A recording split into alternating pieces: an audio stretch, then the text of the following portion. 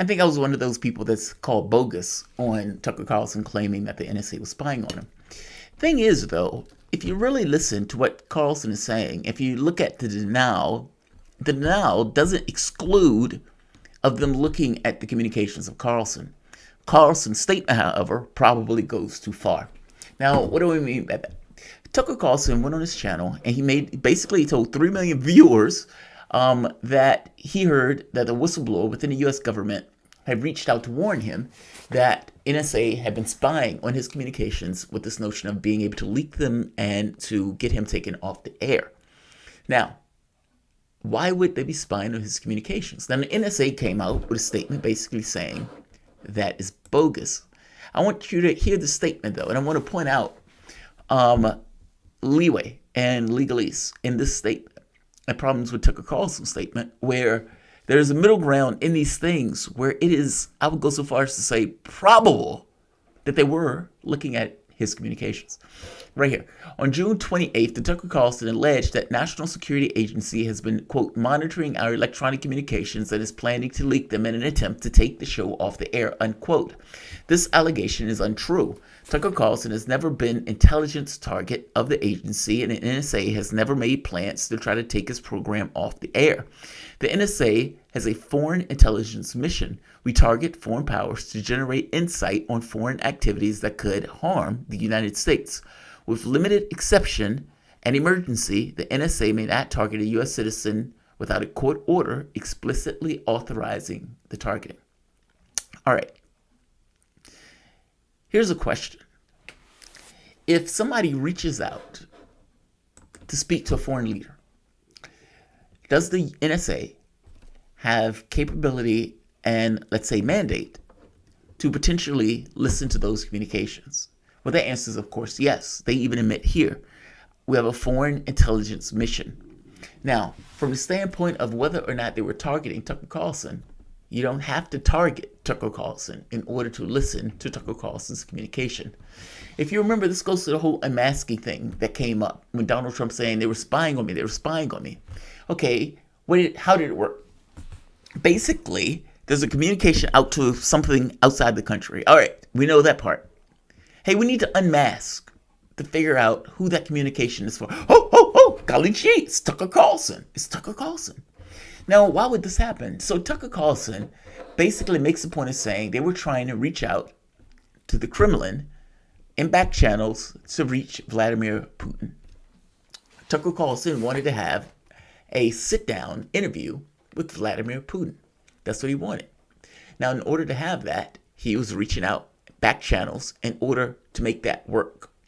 Now, the question becomes, if somebody is reaching out in back channels to have communication with a foreign leader that we've considered an adversary, would the NSA peak?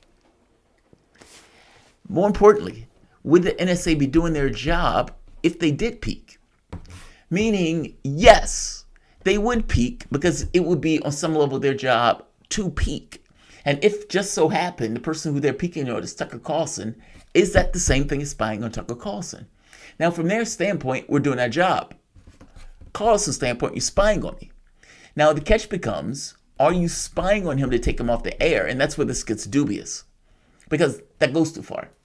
If you want to make the argument that I was being spied on, then there's some leeway. You can make that case where, yes, I was reaching out to Vladimir Putin in order to make contact and bring him on the show. And from that contact, it is feasible that they were spying on you in pursuit of their job. Now, whether you want to say their job is right or wrong, whether you want to say they should be doing that is, it's secondary to the point that it is feasible that they were doing that. And nothing in their public denial excludes the possibility. Tucker Carlson alleged that the National Security Agency has been monitoring our electronic communications and planning to leak them in an attempt to take him off the air.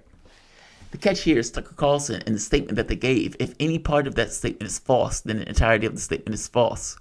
Monitoring our electronic communications and is planning to take them off the air. That may be false. Monitoring communications may be true. First part might be on some level true, even if it's incidental. Second part is false, makes the entirety of the statement false. So the NSA can give that statement and say, this statement is false, and they entirely right, despite the fact that you may have monitored the communications. I hope that makes sense. Because Tucker's statement adds in multiple elements, if any of those elements is wrong, then the statement is on its face false. My point is that they could have incidentally monitored the communications. That part could be true. But the fact that you've added with this notion of leaking them to take him off the air, that's hyperbole. That hyperbole is probably false. Doesn't mean they weren't looking at the communications.